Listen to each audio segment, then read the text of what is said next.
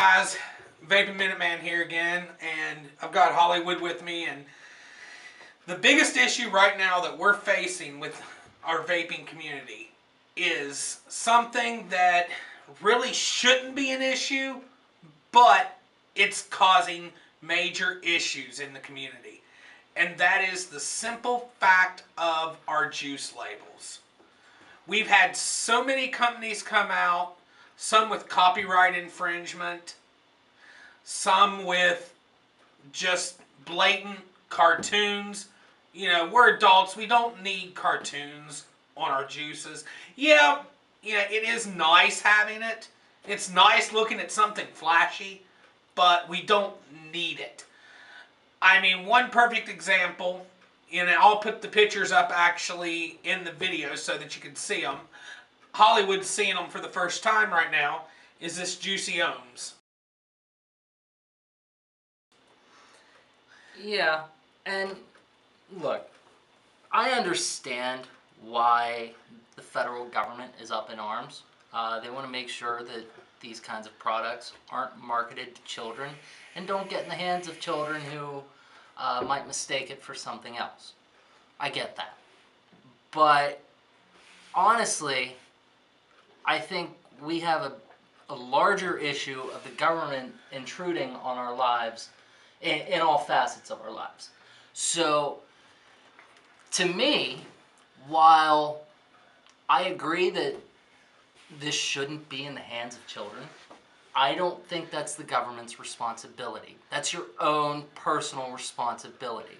If you have children, you should have enough sense to know, keep it out of reach of the children, keep it out of sight of the children. It's like the old saying goes, out of sight, out of mind. I totally agree, but there's an issue with that. And the reason I'm saying this is because, I've actually heard a lot of different vapors talking about this. Actually, some reviewers talked about this the other day. Their kids, they try to keep it out of their kids' way and everything else, but if their kids come in the room that they're in, no matter what, even if they're up on a shelf, the first thing some of these they're going to be attracted to, because of being cartoons, because of being flashy labels, I understand that, but I think it's also these labels. I think it's also false to assume that adults don't enjoy cartoons. Oh, no. I enjoy cartoons. I know you enjoy cartoons. Yeah, we all enjoy cartoons at times. But the thing is, do we really need this on our labels? Do we need it? No. I think it comes down to an issue of the free market. If you have the appropriate licensing from... Which most of these companies do not. Then that's something they need to do. If any of you are vendors and you are watching this and you want to make a Trix label, Skittles, Captain Crunch, whatever,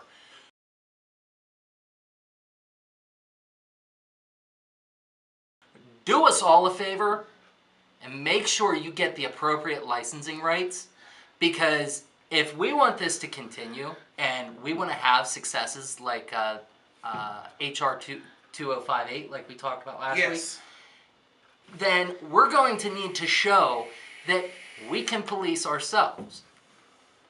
Yeah, but the problem is, what have I always said is politics. Politics is perception. Coming from... I understand that, this is not politics. I was not at the meeting. Actually, yes it is. However, I have read articles about the meeting that a lot of us in the vaping community were actually at. A lot of the big names, like Vaping Greek, I know he was there. The people from Space Jam, they were at this meeting. And the head of the FDA brought this issue right out in front of actually one of the people there that had a line like this was there at that meeting. Okay. And he said one of the main issues with the vaping juice right now is it's falling into the same category as candy cigarettes did, and just the pictures of the juice are starting to attract the younger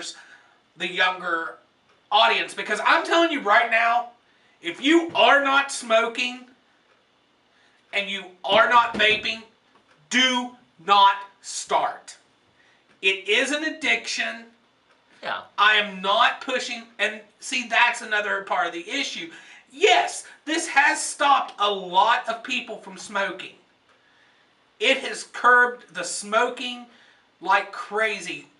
The last amount of research that I found, there's a 90% quit rate when someone vapes. Now, when they use the patch or when they use the gum, it doesn't stop. Yeah, no, it doesn't. But it does with some, but not everybody. I never had any success with it, but whatever. And you know, just like Heathen and myself, we're both big Star Wars fans. Uh-huh. Do we really need to have a stormtrooper or Chewbacca on our juice? I don't think it's. We really don't need that. Okay, you don't need it, but you know what? Another Star Wars fan out there, he might appreciate that more than. Oh, I appreciate the creativity. Don't get me wrong there. And I think another thing that you're actually missing, put this picture there also. I think the other thing you're missing out on is the fact that none of these products, guys, are sold in Walmart. The ones that are sold in Walmart are the like blue e-cigs, the Views, the Mark 10s, all that crap I went on about last week when we were talking about HR 2058. These kinds of products are sold in specialty stores where you need to have a valid ID to enter. A valid ID that shows that you're a responsible adult. Or online. But the problem is, online, I've actually known this to happen. A kid will they will hear about this, I'm kind of torn on this because a lot of people do start smoking when they're young. Yeah. But I don't want to give them any push to do either one. And yes, if you ask me if I'd prefer they vape or smoke, I would say I'd prefer they vape. But, we have to look at this at the perception that it is today. 5, 10 years down the road when this is actually became a industry that the government respects, well, we could if the have a government place doesn't for respect this. tobacco, they're not going to respect vaping rights either. They're just not. Well, they respect tobacco as much as they can. Only because they pay for CHIP. Yeah. Or other government-funded health programs. But see, CHIP. Yeah. But until the industry becomes what it needs to become, we don't need to put any more attention on us than we have to. I mean, That's a perfect fair example is, I didn't know this until just yesterday. PNC Park, you can't even vape at it. Yeah, that's what I heard. I saw the same story. I mean, that is just crazy that people don't understand that. And that's the whole issue. And it's not just this that's causing that. There's the issues of those who are inconsiderate vapors. Well, yeah, you have that, but it's like you said, there isn't enough understanding about this yet because it's not a mainstream industry. It's just like, okay, for an example, look at what's going on in Colorado, where they've legalized marijuana. Yes. Now, there were the naysayers, even their own governor, Governor Hickenlooper, said he was against it. But I'll tell you what are we, 2 years into it? Colorado's doing great. It's becoming an accepted mainstream industry, and they're actually putting money back in the taxpayer's pocket. But that's all to the side. Yeah, I'm using it as an example. Okay.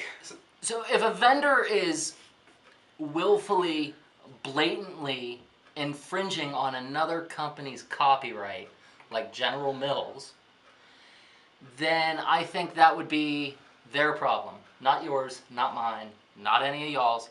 It's their problem.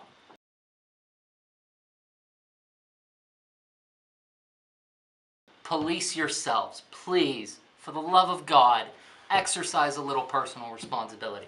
And let me just make one thing clear, guys. I'm not saying that I'm okay with having the appearance that, we're marketing to children. Because that's not what we're doing. And I understand that perception is reality.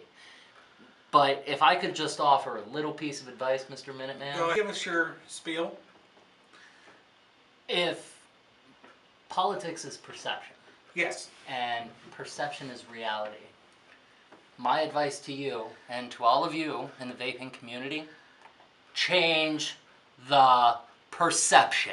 You change the perception, you change the narrative. You change the narrative, you change the game. You change the game, you win the game. Yes, I agree with you there. We do need to change the perception.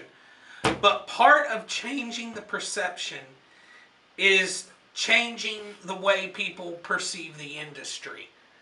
That's the whole deal. And I mean, like, another perfect example are these Sour Patch Kids e-liquids. Now that looks delicious. Yeah, it does look delicious, but the thing is, do we need Sour Batch?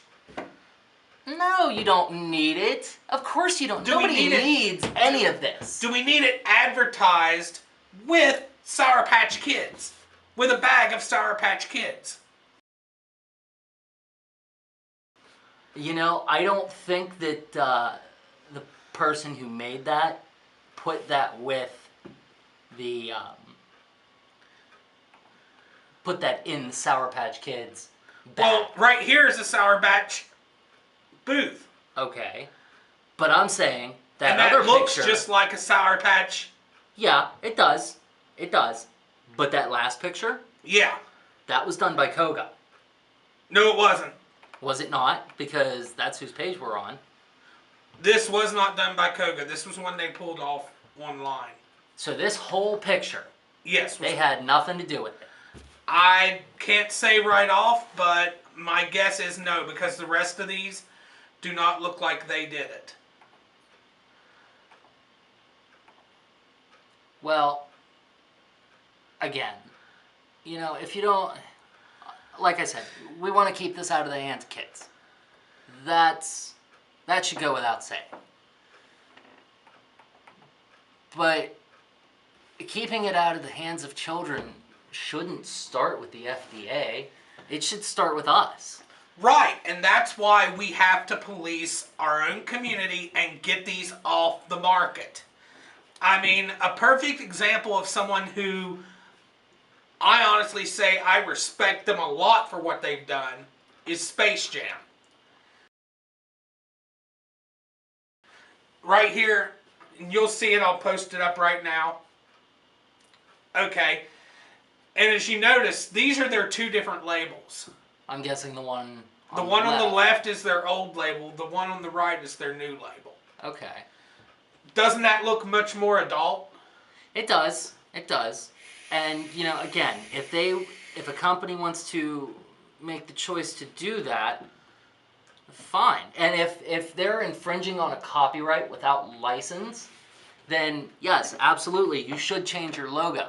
But if you're following all the existing rules, all the existing regulations, you've gotten all of your licensing rights taken care of, that say that you can use our label on this particular product, then by all means, go for it. Because that's called free market economics. But you have to look at it as an industry, Hollywood. You can't look at this as free market economics. You have to look at this from an industry standpoint, being under attack right now. Mm-hmm. And the whole issue that they're finding is the cartoons.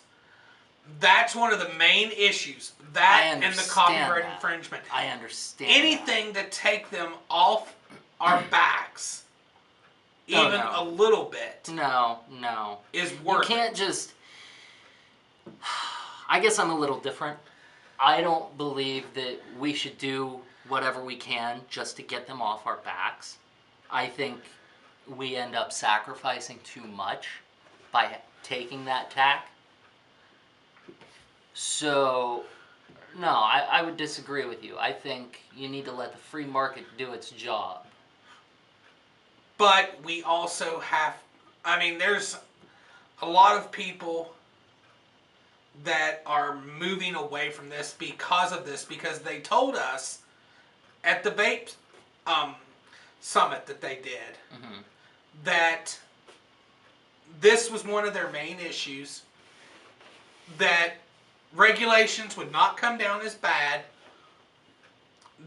They'd be more likely to allow more of this if we got rid of this one issue. And, you know, I mean, I understand that it's, it's a politics relatively is give small and take. issue. It's give and take. We have to give a little to get a little. Right. My concern is that the government, okay, you give a little to get a little. Why do we have to be the ones that have to give a little to get a little? Doesn't the government work for us? They do. Now, if the government works for us, if we agreed that we would stop marketing e-juice as Which, as a breakfast community, cereal. we haven't agreed. See, this is where I think you're mistaking.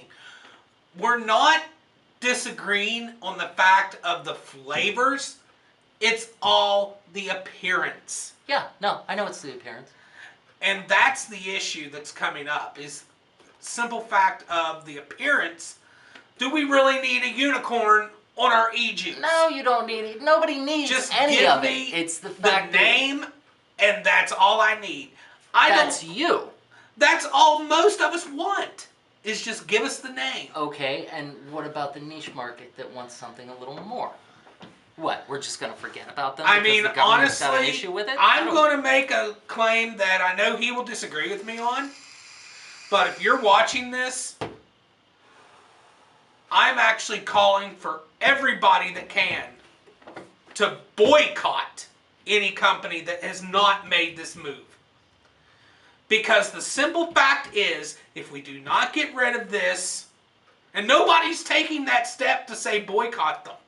Nobody that I've heard is saying take that step. I'm saying to take that step because that's the step to get it to change. If you want it to change on a company level, that's how it's going to have to change. That's how Akoga decided to do it, and that's how I'm saying we need to do it. Koga jumped in and basically put out this statement. We would like to inform the public of a recent change in policy here at Koga Japanese Cotton. We will no longer be distributing any product to those who choose to carry e-liquids from manufacturers utilizing marketing materials featuring cartoon images and candy wrapper images, appealing to youth. This also includes those who utilize stolen IP to achieve their goals. In addition to this, we will no longer be attending any events that showcase these companies and allow their participation. These individuals are part of a growing problem in our industry. We prefer to be part of a solution. If you find our product alongside any of these types of questionable products, please contact us at support@kogacotton.com. I will actually put that email down bottom. Immediately with the date of your sighting and the name and address of the location in question. I mean, this right here makes a statement. Yeah, Us boycotting them makes a statement. it does. I mean, there is plenty of juices out there that do not utilize these tactics that, I'm sorry, they're guerrilla tactics, trying to do it under the radar until someone notices it.